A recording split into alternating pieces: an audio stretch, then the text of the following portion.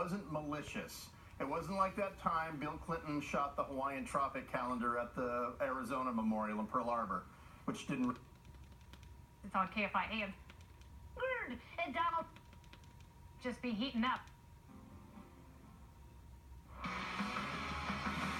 If the feud between President Trump and the intelligence community is over, well, you better tell them about it, because it might just be heating up. On Saturday, President Trump went to CIA headquarters and said he supports the agency 1,000%. Very, very few people could do the job you people do, and I want to just let you know I am so behind you, and I know maybe sometimes you haven't gotten the backing that you've wanted, and you're going to get so much backing. Well, former CIA Chief John Brennan apparently thinks that's a bunch of hot malarkey.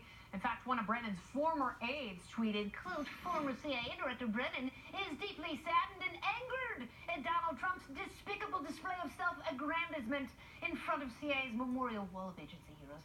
Brennan says that Trump should be ashamed of himself." So, has the president patched things up with the intel community? Bryan Suits is here, host of Dark Secret Place. It's on KFI AM 640. That's a radio station in Los Angeles. Bryan is also a veteran of 3 military conflicts in Kuwait, Bosnia, and Iraq. Welcome back, Suitsy Pie. Thanks for having me, blah, blah, blah. Blah, blah, blah. You're as close as anyone I know to the intel community, having seen it from the inside out with your intellectual speculum. So tell me, does this early visit to the CIA do anything to heal the rift? I think he was tone deaf. It wasn't malicious. It wasn't like that time Bill Clinton shot the Hawaiian Tropic Calendar at the Arizona Memorial in Pearl Harbor, which didn't really happen. But it came off as pretty tone deaf. And I think just because Trump doesn't understand the weight of what was behind him, those 117 stars, the first, and I know 2 guys who made the jump from the Army to the CIA, and they went in pre-Obama, in fact, and they said, you know, it's just good to hear the first 3 minutes. I got your back, do your job, do good work. Now, the proof is in the pudding, because Obama said that and Bush said that. And to be fair, the Bush administration was the time when they began, climbing up the CIA's rear end with their speculums.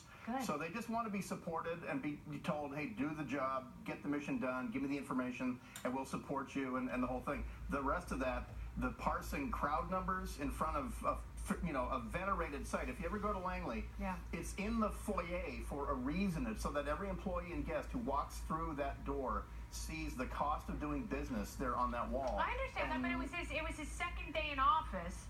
And I think a lot of this, whoever becomes president, there's so much on-the-job learning that you have to do in order to appreciate the magnitude of the office and your words. And, the shift from actually being an executive from campaigning is a pretty massive one, and I think it's going to take him maybe even a little more time, because he's not a seasoned politician. Having said that, that may not be the worst thing in the world, and I think part of the rift, and correct me if I'm wrong, is the CIA has gotten very used to being the secret ruler of the U.S. government. And I think having someone push back who's not a career politician, who says, you know what, I actually want to be in charge, I think that rankles them in a way they're not used to being rankled.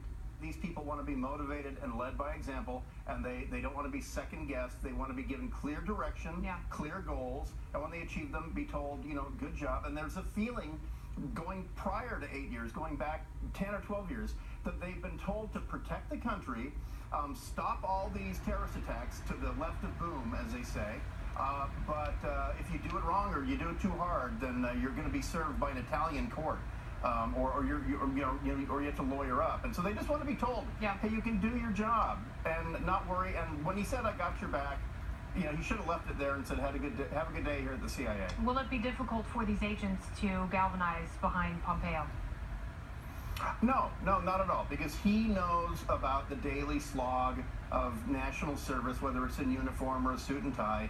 Now, I think, even though the guy's never worked at the CIA, I think he knows all about the CIA, and especially the people at the sharp end in the clandestine services, the guys at the point, the men and women at the pointy end of the stick. And also, by the way, the CIA is a very diverse organization. I mean, there's far lefties, there's the Valerie Plains, and there's far righties. It's a You know, they didn't all vote for Trump. They didn't all vote for Trump. Some of them were at the march, but we all have to come together for the better part of the country.